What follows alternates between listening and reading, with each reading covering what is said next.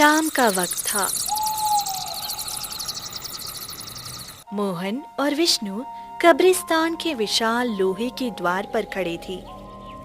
भैया, हम यहाँ कब्रिस्तान के पास क्यों आए हैं?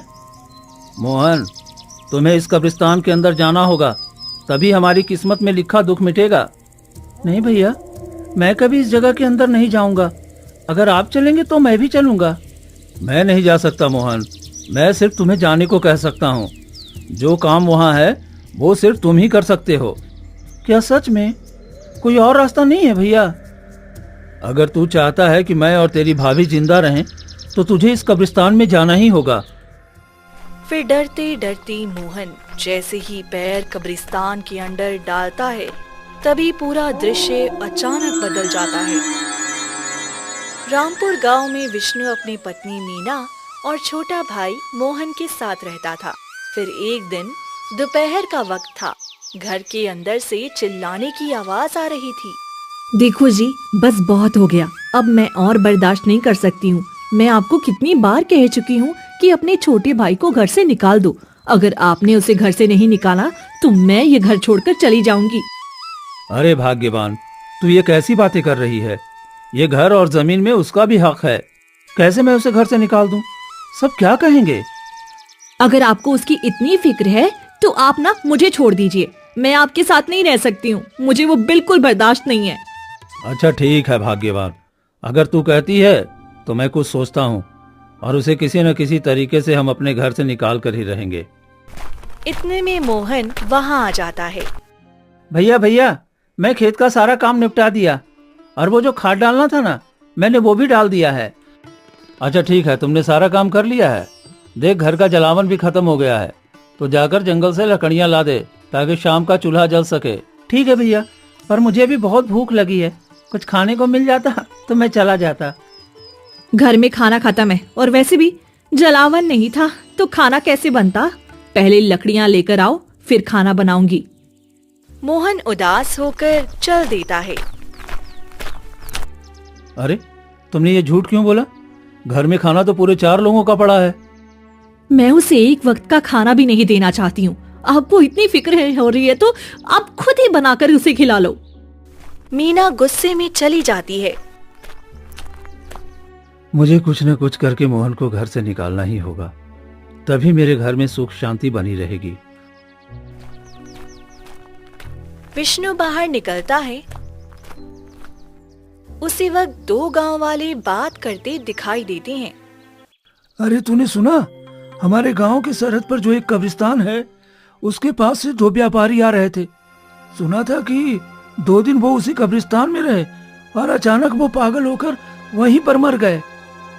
ये तुम कैसी बातें कर रहे हो पंकज? भला ये कैसे हो सकता है? आखिर वो कब्रिस्तान में पागलों की तरह कैसे था और मर कैसे सकता है? तू नहीं जानता, हमारे दादाओं ने कहा है उस कब्रिस्तान में एक माँ बेटी की आत्मा रहती है और कई वर्षों से वही है। जो भी वहाँ जाता है उसके मन को वश में कर लेती है और उससे अपना मनचाहा काम करवाकर उसे मार देती है। फिर तो वो बहुत खतरनाक आत्मा है। अगर वो हमारे गांव में आ गई तो पता नहीं हमारा क्या हाल करेगी। नहीं, वो हमारे गांव में नहीं आ सकती भाई, उसकी सीमा बंधी है। वो कब्रिस्तान से बाहर नहीं निकलती। जो उसके विस्तार में कदम रखता है ना, उसी के साथ ऐसा होता है। मुझे तो ये सुनकर ही रोंगटे खड़े हो गए। चल भाई, अब ये बात बंद कर। दोनों चले जाते हैं। ये सब विष्णु सुन लेता है। अच्छा, तो कब्रिस्तान का ये राज है। मिल गया रास्ता, मुझे अपने भाई से छुटकारा पाने का रास्ता। वो घर आ जाता है। वहीं दूसरी तरफ मोहन जंगल में लकड़ियां काट रहा होता है। तभी एक साधु वहाँ प्रकट हो जाता है। तो लकड़ी काट रहा है? अरे तेरी किस्मत अब बुरी तरह से बर्बाद होने वाली है। चला जा यहाँ से। अब क्या बोल रहे हैं साधु महाराज? मैं ठीक हूँ और मेरे भैया भाभी भी ठीक हैं। आपको क्या हो गया है?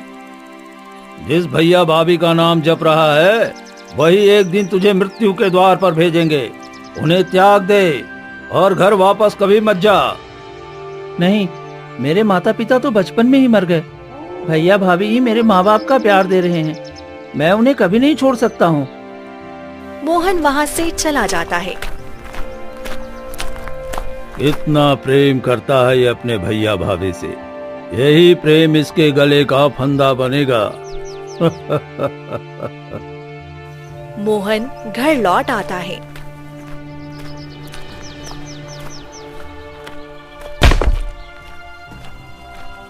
भैया ये देखिए, लकड़ियाँ ले आया हूँ।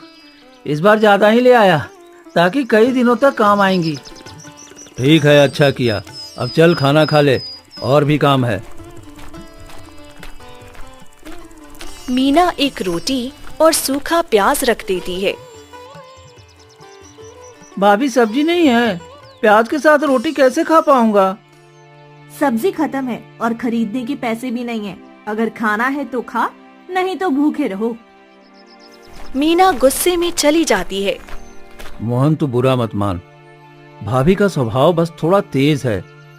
ले खा ले, और उसके बाद मैं एक काम बताऊंगा, लेकिन किसी से कहना मत। नहीं भैया, मैं किसी को नहीं बताऊंगा। बताइए ना क्या करना है। कल सुबह मेरे पास आ जाना। विष्णु कमरे में जाता है। क्या बात कर रहे थे? उसे कल सुबह क्यों बुला रहे हो? तुम हमेशा चाहती थी ना कि मोहन को खुद से दूर कर दूं, उसे घर से निकाल दूं, तो मैं सब तैयारी कर चुका हूं। कल के बाद वो कभी हमारे आसपास नहीं भटकेगा। क्या सच में ऐसा करने वाले हो? बताओ तो सही। वो गांव वालों से सुना है कि गांव की सीमा पर जो कब्रिस्तान है, वहां जो भी कदम रखता है वो 2 दिन में मर जाता है।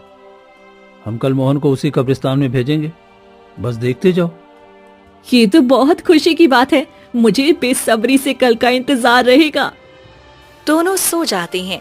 उधर मोहन, हे भगवान, मेरे घर की हालत कितनी खराब है। मुझे ये सूखा खाना भी नहीं खाया जा रहा। पता नहीं भैया भाभी ने कैसे खाया होगा। मुझे और मेहनत करनी है ताकि उन्हें अच्छी जिंदगी दे सकूं। अगली सुबह होते ही मोहन उठ जाता है और विष्णु के पास जाता है कि इतने में ही जमींदार आ जाता है और जोर जोर से चिल्लाने लगता है। अरे विष्णु, अरे क्या कर रहा है? चल उठ, घर के बाहर आ। अगर तूने इस बार मेरे पैसे नहीं दिए ना, तो देखना मैं तेरी पत्नी को उठाकर ले जाऊंगा और उससे घर का सारा काम करवाऊंगा। तभी विष्णु घर से बाहर आता है। क्या हुआ जमींदार साहब, आप क्यों परेशान हो रहे हो?